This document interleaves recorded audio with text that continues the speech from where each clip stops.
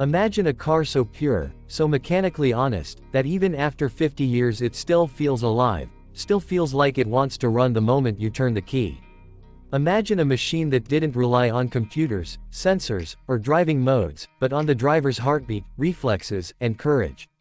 A car built when Porsche wasn't a global luxury badge but a small, obsessive German company crafting lightweight sports cars for people who simply love to drive. Now picture this. The year is 1972, Porsche unveils a new, refined version of their 911 lineup, and among them stands a model that was never about being the fastest, or the flashiest, or the most expensive. It was about delivering the true, unfiltered 911 experience. This is the 1972 Porsche 911 T Coupe.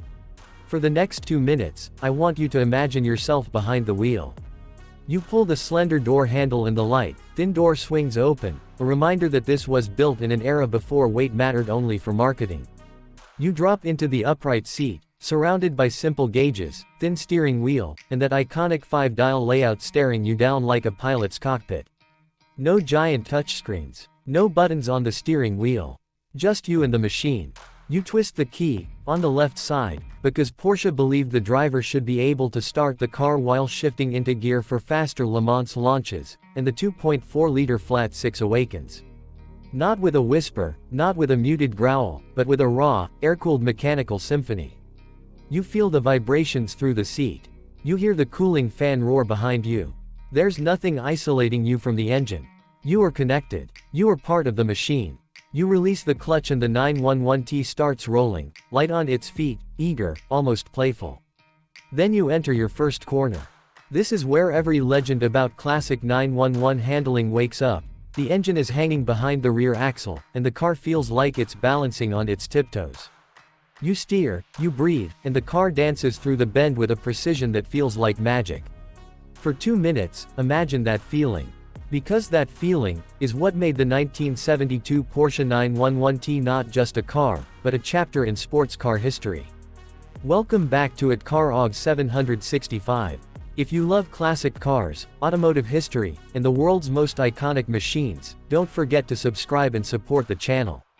Today, we're going deep into one of the most celebrated early 911 models, the 1972 Porsche 911 T Coupe. A car that may have been the entry-level 911 of its day but today stands as one of the purest expressions of Porsche engineering. Let's begin with the basics. The 1972 911T was part of Porsche's revised lineup featuring the T, E, and S models. T stood for touring, and while it was considered the base model, there's nothing basic about the experience it delivered. It came equipped with a 2.4-liter air-cooled, flat-six engine producing around 140 horsepower in US trim. Now, at first glance, 140 horsepower might not sound like much, especially when modern sedans easily push 250 or more. But numbers don't tell the story here. This car weighed around 2,300 pounds. It was light, it was beautifully balanced, and every horsepower felt alive. One of the standout features of the 1972 model year was the external oil filler door, called the Ölklapp. Porsche moved the oil tank forward, ahead of the rear wheel, to improve weight distribution. To access it, they added a small door on the right rear fender. But here's the twist. Many gas station attendants confused it for the fuel filler and accidentally poured gasoline into the oil tank. That mistake cost Porsche warranty claims, repairs, and frustration. As a result, Porsche removed the external oil flap after just one model year. This makes the 1972 911 models, especially the T Coupe, uniquely collectible today. Inside the car, simplicity ruled. The dashboard was clean, the leatherette upholstery was durable, and the driving position felt more upright than modern sports cars. The 5-gauge cluster allowed the driver to focus on what mattered: revs, speed, oil pressure, oil temp, and fuel. Porsche didn't overload the driver with information, they highlighted only what truly mattered in a sports car. Even the steering wheel, thin by modern standards, provided more feedback than many modern performance cars combined. Let's talk driving dynamics. The 911T delivered smooth and predictable performance thanks to its mechanical fuel injection in some markets, while US models often ran on carburetors due to emissions rules. The engine revved freely, building power in a linear, satisfying way. With the lightweight chassis, long hood, and rear engine layout, the driving experience became a blend of excitement and caution. Push too hard and the tail could swing, drive it with finesse and it rewarded you with agility no other car from the era could match. And then there was the sound. The air-cooled flat six didn't simply make noise, it sang. A metallic, whirring, raspy tone that Porsche lovers still chase today. No sound deadening, no artificial exhaust tuning, just authentic mechanical music. Even at idle, the fanware mixed with the engine's lumpy rhythm creates a soundtrack that instantly transports you back to the early 70s. So what made the 911T special compared to the E or the S? The answer is simple: purity. The T wasn't trying to impress anyone with top speed figures or luxury appointments. It was the lightest, simplest, and most driver-focused of the three. In many ways, it was the closest to the original 1960s 911 formula. Collectors today appreciate it because it delivers the raw 911 feeling without the higher price tags associated with S models. Let's dive briefly into what made the 1972 model year particularly interesting for enthusiasts. Porsche increased the engine size from 2.2 liters to 2.4 liters, boosting torque and making the car smoother and easier to drive.